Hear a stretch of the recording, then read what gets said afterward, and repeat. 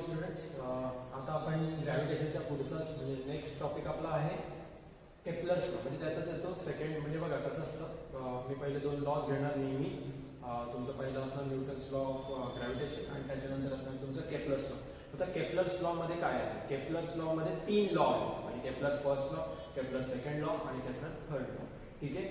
आता Kepler first law जो आहे तो आहे लॉ ऑफ ऑर्बिट. म्हणजे एक आपल्याला ऑर्बिट बद्दल सांगणार. ऑर्बिट म्हणजे मी सांगतो, एक्सप्लेन करतो की काय असणार, कसं असणार ऑर्बिट. दुसरा एरिया बद्दल सांगणार आणि तिसरा आपल्याला टाइम पिरियड बद्दल सांगणार.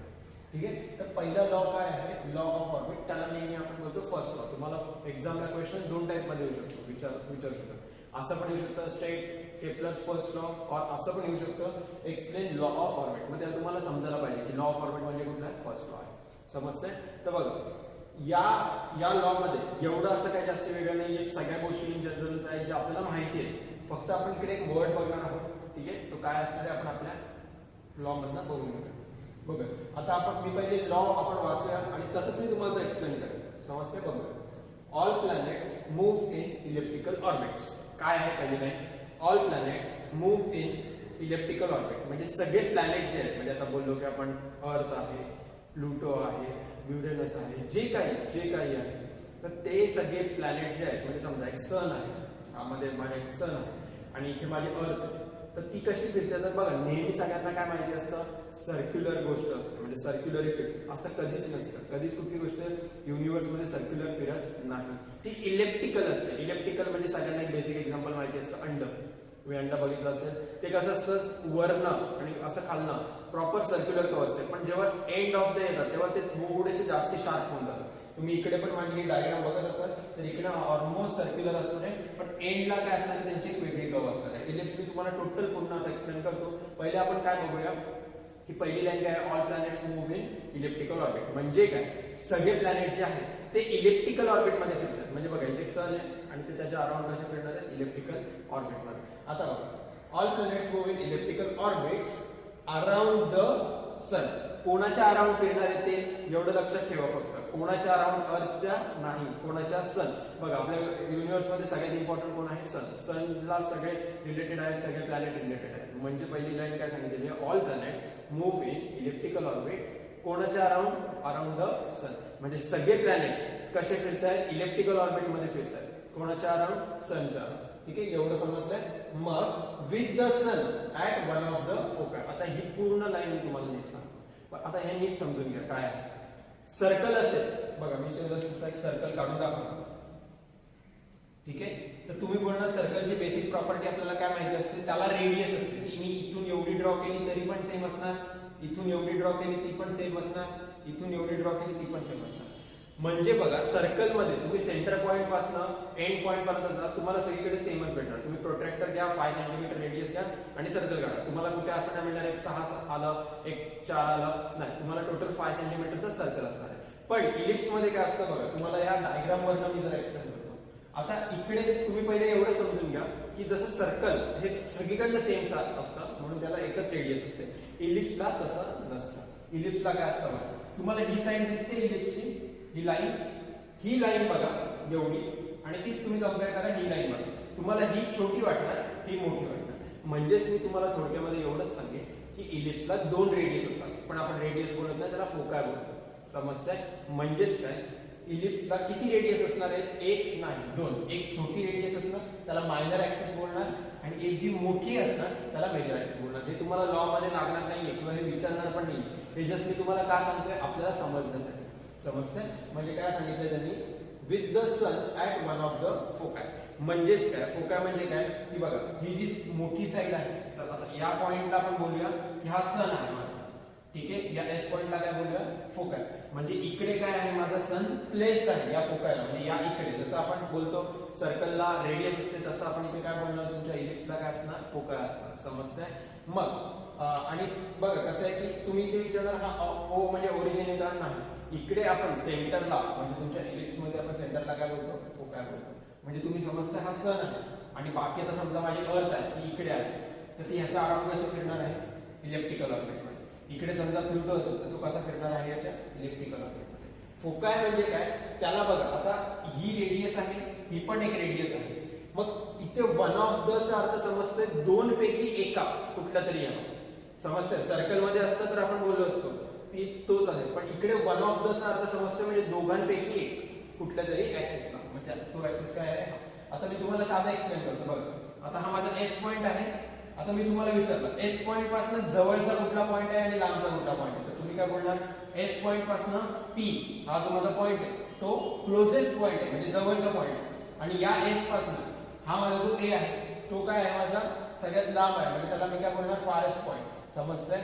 म्हणजेच एस हा माझा सन आहे प्लेस केलेला एका फोकायला एका सेंटरला, तिथनं माझं काय आहे हा पी पॉइंट आहे तो जवळ आहे आणि हा लांब आहे. हे मी तुम्हाला जस्ट एक्सप्लेनेशन सांगितलं. समजतंय. ह्याला म्हणणं आपल्याला काय बघायचं की सगळे प्लॅनेट जे असतात पहिले तर तुम्ही समजून घ्या लॉचं नाव काय. लॉ ऑफ ऑर्बिट म्हणजे ते ऑर्बिट बद्दल आपल्याला रिलेट करायचं. समजतं. म्हणजे काय all planets move in electrical orbits. कसे सगळे प्लॅनेट फिरतात चुकून पण सर्क्युलर बोलायचं नाही. इकडे कसे फिरणार आहेत इलेक्ट्रिकल ऑर्बिटमध्ये. कोणा अराउंड सनच्या अराउंड म्हणून बघा इथे काय लिहिलं असणार आहे अराउंड द सन. समजतंय. मग नेक्स्ट काय राहील असणार विथ द सन. आता सन तर कुठे आहे हे सांगायला लागेल ना. मग सन कुठे असणार आहे आपल्याला आता काय समजलं की इलिप्सला काय असतात दोन रेडियस असतात, एक शॉर्टेस्ट रेडियस आणि एक मोठी म्हणजे मेजर रेडियस आपण त्याला बोलतो. मग आपला सन कुठे प्लेस असणार आहे. Sun at one of the foci of the ellipse. एकाच इलिप्सच्या कुठल्या तरी फोकावरती आपला सन प्लेस असणार आहे.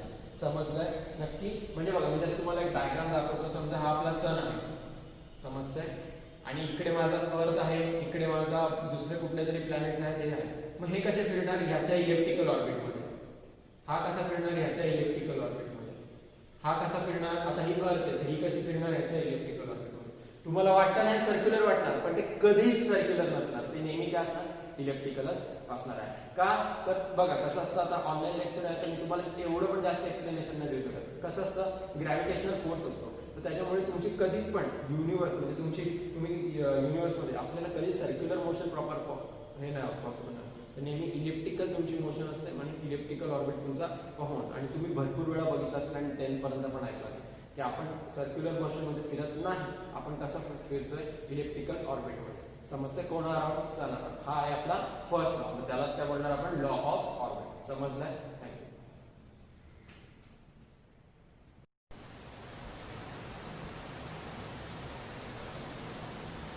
ठीक आहे. आता आपण सेकंड लॉ बघूया. सेकंड लॉ मध्ये काय पहिले त्याचं नाव बघूया आपण काय लॉ ऑफ एरियाज. पहिला काय होता लॉ ऑफ ऑर्बिट. आता हा काय आहे लॉ ऑफ एरियाज आणि याला आपण काय बोलतो सेकंड केप्लर्स. समजतंय. आता एरिया आता इथे एरिया बद्दल आहे तर मी तुम्हाला पहिले तरी एक साधा सिंपल क्वेश्चन विचारेल लॉ समजून घेण्याच्या. तुम्ही कधी असं बघितलंय का रे की आज सूर्य म्हणजे आज सन 10 वाजता आला, कधी 2 वाजता आला दुपारी, कधी संध्याकाळी 6 वाजता आला, असं झालंय कधी. कधीच नाही होणार. बघा कसं असतं की सन जो आहे म्हणजे सन मध्ये आहे आणि अर्थ आपली आहे तर ती त्याची रोटेशन कंप्लीट 24 तासांनीच एक होते. समजतंय. म्हणजे 24 तासांनीच बरोबर सूर्य येतो, 24 तासांनीच बरोबर रात्र होते. असं कधी झालंय का आज दुपारी 2लाच रात्र झाली असं कधीच नाही. म्हणजे टाइम इंटरवल जे असतात ते ठरलेले असतात. म्हणजे बघा कसं आहे. आता समजा एक प्लॅनेट आहे म्हणजे आपला अर्थ आहे ती म्हणजे समजून घ्या. चला आता हा सन आहे ठीक आहे, इकडे आपला प्लॅनेट आहे म्हणजे अर्थ आहे समजून. तर मला इथून या पॉईंट पर्यंत जायला म्हणजे पी पासून पी डॅश पर्यंत जायला समजा मला 5 मिनिटं लागतात. एक्झाम्पल देतो मी तुम्हाला. पी पॉईंट पासून पी डॅश पर्यंत जायला मला किती टाइम किती लागतो 5 मिनिटं. आणि तो एरिया किती कव्हर करतो मी समजा 20 किलोमीटर कव्हर केलं. एक्झाम्पल नीट लक्षात घ्या. 5 मिनिटामध्ये मी किती डिस्टन्स कव्हर केलेलं आहे माझं 20 किलोमीटर. मग पुढचे जे 5 मिनिटं असणार आहेत माझे त्याच्यामध्ये मी 30 किलोमीटर किंवा 10 किलोमीटर नाही कव्हर करणार. तेव्हा पण मी किती कव्हर करणार 20 किलोमीटर. समजतंय नक्की. म्हणजेच इक्वल एरिया इक्वल टाइम. म्हणजे 5 मिनिटामध्ये तुम्ही जे काही युनिट ठरवलं 1 मिनिटामध्ये जर 10 किलोमीटर करत असेल तर दुसऱ्या 1 मिनिटाला पण काय करणार मी 10 किलोमीटरच कव्हर करणार. समजतंय. हेच लॉजिक आहे या लॉज. तर आपण लॉवर घेऊ. तुम्हाला एक्झाम्पल नीट समजलं. बघ the line join the line that joins a planet and the sun. म्हणजे काय ही एक समजा लाईन आहे. समजते. ती कोणाला जॉईन करते सनला आणि एका प्लॅनेटला. कळतंय. The line that joins a planet and the sun. Next काय बघा स्वेप्स. स्वेप्स म्हणजे आपण इथे म्हणू शकतो कव्हर. किती तेवढा एरिया कव्हर करते किंवा स्वेप आउट करते. समजते. ते ह्याला तुम्ही इथे ऑब्लिक करून कव्हर पण करू शकता. Cover equal areas equal area म्हणजे काय, मी तुम्हाला जसं सांगितलं 5 मिनिटामध्ये जर तो 20 किलोमीटर कव्हर करतो तर पुढच्या 5 किलोमीटरला पण किती कव्हर करणार, 20 किलोमीटर. त्याच्या पुढे पण किती करणार, 5 मिनिटाला 20 किलोमीटर. कधीच असं होणार की इकडे 5 मिनिटं आहे, मी इथे 30 किलोमीटर, असं कधीच होणार नाही. म्हणून ही लाईन तुमची इम्पॉर्टंट आहे. इक्वल एरियाज स्वेप्स म्हणजे आपण काय म्हणणार, कव्हर करणार equal areas in equal intervals of time. म्हणजे 5 मिनिटं घेतोय तर 5 मिनिटाप्रमाणे, 10 मिनिटं घेतोय तर 10 मिनिटाप्रमाणे तुम्ही जो टाइम इंटरवल ठेवा त्या टाइम इंटरवलचा पुढचा टाइम इंटरवल, म्हणजे समजा आजच्या 5 मिनिटामध्ये मी जर 10 किलोमीटर कव्हर 20 किलोमीटर कव्हर केलं तर पुढच्या 5 मिनिटामध्ये पण मी किती कव्हर करणार आहे, 20 किलोमीटरच कव्हर करणार आहे. कधीच त्याचा एरिया आणि टाइम वेगळा होणार नाही. समजताय? हा लॉ काय आहे की तो काय करणार, एक लाईन काढली इक्वल एरिया कव्हर करणार इक्वल टाइममध्ये, मग परत तुम्ही तेवढं टाइम घेतलं तर तेवढंच कव्हर दिसणार. आणि साधा एक्झाम्पल लक्षात ठेवा, आपल्या अर्थचं 24 तासामध्ये सगळ्या गोष्टी होतात. सण पण तेव्हाच येतो, सण जातो पण तेव्हाच. म्हणजे कधी त्यांचे टायमिंग असे बदलतात का आज मला 10ला वाटलं तर मी 10ला येईल, मग माझा टाइम वाढणार, कधीच नाही. का, कारण इक्वल एरियाज आणि इक्वल टाइम हाच त्याच्या पाठचा कन्सेप्ट आहे. समजलंय? सेकंड लॉ परत आपण करू, line joins that a planet and a sun. स्वेप्सचा अर्थ परत मी सांगतो, कव्हर करतो. कव्हर काय किती करणार आहे, इक्वल एरिया करणार आहे in equal intervals of time. समजलंय? सेकंड बघा, जास्ती काय नाही याच्यामध्ये, तुम्हाला फक्त एवढंच लक्षात घ्यायचं आहे, इक्वल टाइममध्ये तो इक्वल एरिया कव्हर करणार. समजलंय?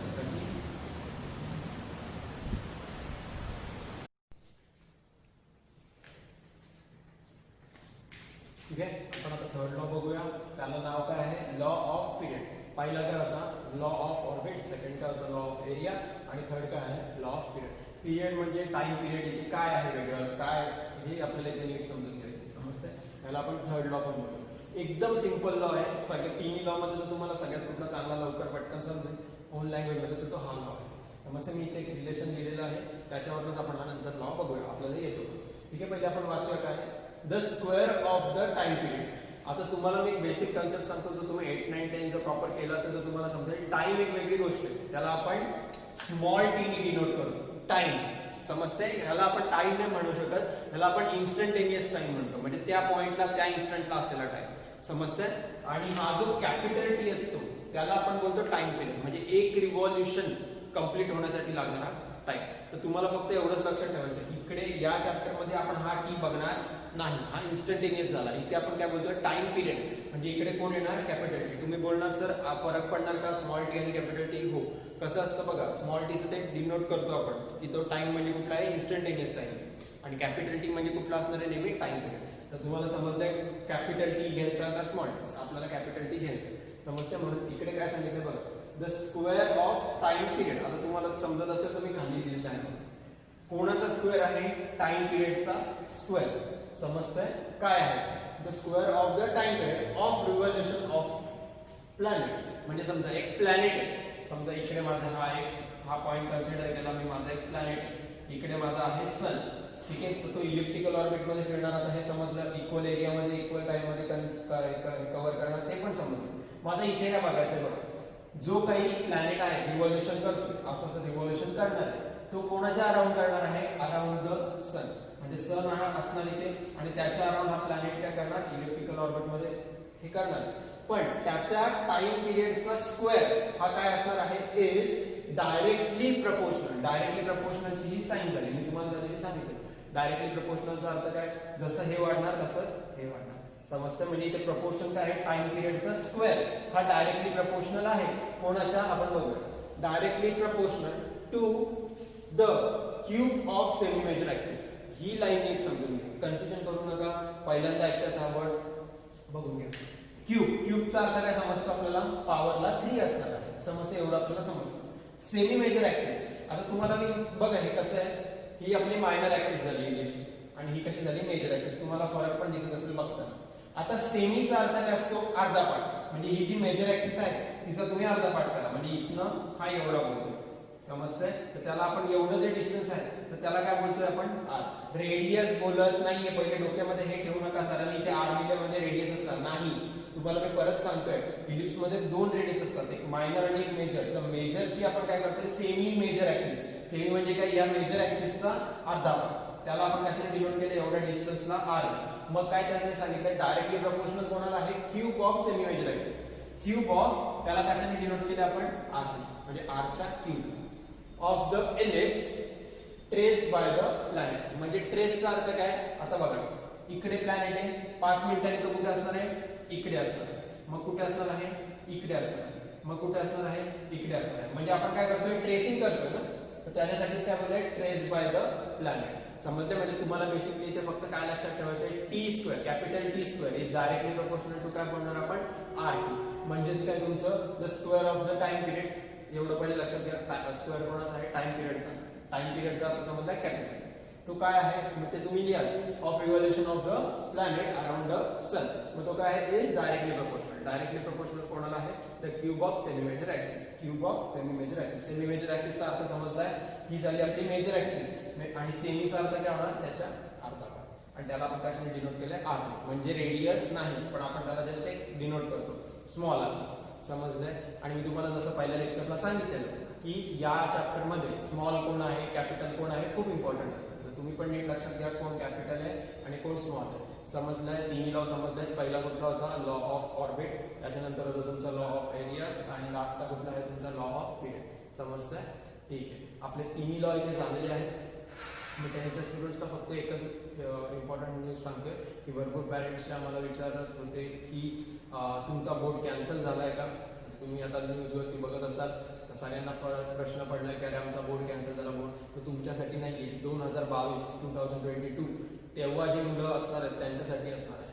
समजतं? तर तुम्ही टेन्शन घेऊ नका की आमचा बोर्ड कॅन्सल झाला का. तुमचा बोर्ड कॅन्सल झालेला नाही, तुमचा ॲज इट इज जसं चालू होतं तसं असणार आहे. समजतंय? आणि 10चे स्टुडंट्स मी बघतोय काही जण इथे अजून 10च्या मार्क्समध्येच आहेत. म्हणजे 10चे मार्क्स घेऊनच बसलेले आहेत. 16 आता झाली 10th आपली. आता आपल्याला पुढे करायचं आहे.